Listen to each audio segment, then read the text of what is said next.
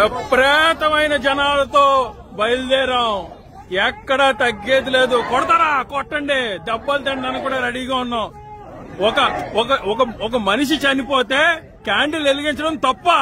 Candle వెలిగించడం తప్ప? చంద్రబాబు గారు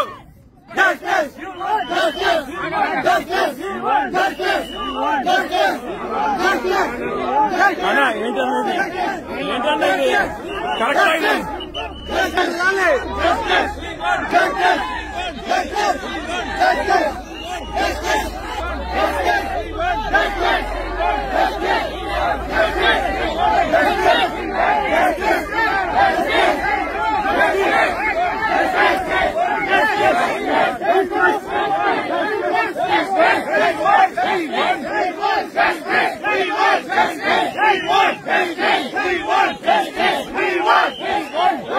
కుటుంబం సమక్షేమం కొరకు ప్రభా మేము కూడా నిరసన తెలియపరుస్తూ క్యాండిల్ వెలిగించి ఉండగా అయ్యా నీ దీన దాసుడు మాకు అందించిన భారీగా జనాలు మోహరించారు.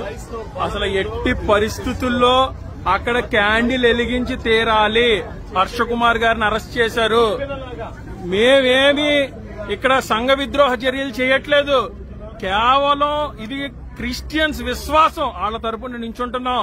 ఎట్టి పరిస్థితుల్లో చనిపోయిన చోట క్యాండిల్ వెలిగించడం నేరమా? చంద్రబాబు నాయుడు గారు మీకే చెప్తున్నాం.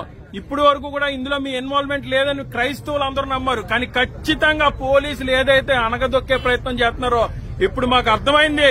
TDP is involved in this issue. 100% మేమైతే ఊరుకునే పరిస్థితి లేదు. క్యాండిల్ వెలిగింతాం. మేము వస్తున్నాం, అక్కడ క్యాండిల్ వెలిగించడానికి వస్తున్నాం. కొడతా కొట్టండి, నో ప్రాబ్లం.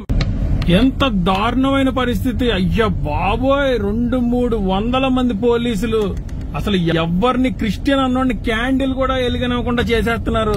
ఇంత దౌర్భాగ్యమైన పరిస్థితి ఆంధ్రప్రదేశ్ రాష్ట్రంలో ఉంది.